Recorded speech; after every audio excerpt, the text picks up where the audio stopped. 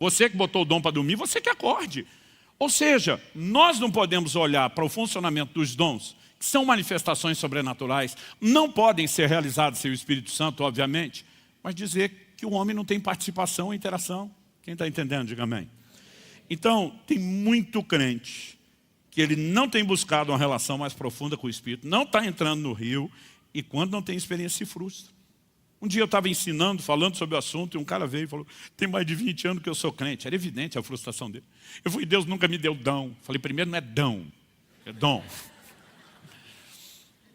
Eu falei, segundo a Bíblia, manda buscar. Você está esperando que o dom corra atrás de você? 1 Coríntios 12, 11 diz que o Espírito Santo distribui os dons como lhe apraz. Se você ler só o versículo, que significa como ele quer, você vai pensar unilateral. A hora que ele quiser, ele vai fazer alguma coisa por alguém. Por outro lado, a Bíblia diz, buscar com zelo os melhores dons. E as pessoas perguntam, mas é ele que decide que dom dá, ou eu tenho que buscar os dois?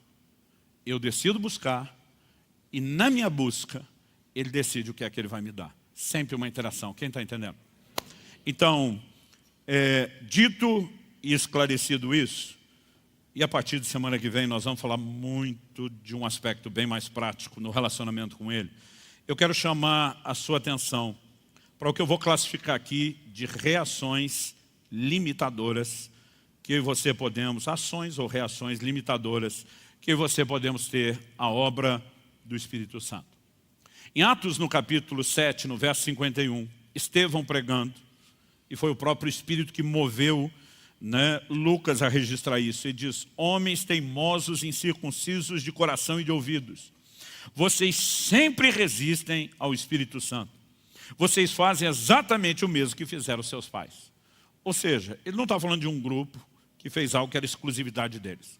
Está dizendo que vocês fazem sempre, de forma recorrente. Seus pais, as gerações antes de vocês fizeram o que é? Resistir ao Espírito Santo.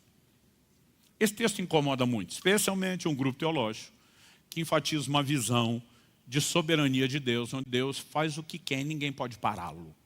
Então, na cabeça deles, quem Deus quer que vai ser salvo, mesmo se não quiser ser salvo. Quem Deus não quer que seja salvo, não vai ser salvo, nem que queira, porque é Deus que decide tudo. Se é Deus que decide tudo, como é que alguém pode resistir ao Espírito Santo? Se não há arrependimento sem o Espírito Santo, e ele tenta me convencer do pecado, e eu resisto, eu vou ser convencido? Se não há fé que não proceda de Deus e da obra do Espírito Santo, e eu posso resisti-lo, isso significa que eu vou ter fé só porque Deus quer e que essa obra é imparável, que ela é unilateral? Não existe um ângulo ou perspectiva bíblica que me leve a tratar, pelo menos do todo das Escrituras, com coerência, que me leve a admitir que Deus está agindo sozinho.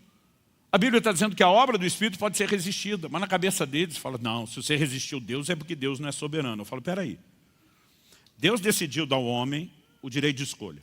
Deus decidiu que o homem iria interagir com ele.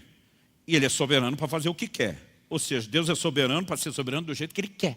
Se ele só pudesse ser soberano do jeito que você quer, ele não é mais soberano, ele é sua marionete. Mas de alguma forma as pessoas tentam definir primeiro o que é, em vez de deixar a Bíblia dizer, e depois tem que botar Deus dentro daquilo. Eu digo para alguns, por que se o homem tem interação com ele, Deus não é soberano? Se o homem só tem interação porque Deus é que quis. Como que isso afronta o conceito da soberania de Deus? Em lugar nenhum. Mas o problema é que nós não temos um único versículo. Nós temos vários. Então vamos continuar. Efésios capítulo 4, verso 30. E não entristeçam o Espírito Santo de Deus, no qual vocês foram selados para o dia da redenção. Não vou gastar tempo aqui, porque isso é assunto da semana que vem. Mas a ideia de entristecer aqui na perspectiva de relacionamento é afastar. E isso condiz com todos os outros textos que nós vamos continuar lendo. Tiago capítulo 4, versos 4 e 5, diz, gente infiel. Vocês não sabem que a amizade do mundo é inimizade contra Deus? Aquele, pois, que quiser ser amigo do mundo, se torna inimigo de Deus. Ou vocês pensam que em vão que a Escritura diz, é com ciúme que por nós anseia o Espírito, que Ele fez habitar em nós.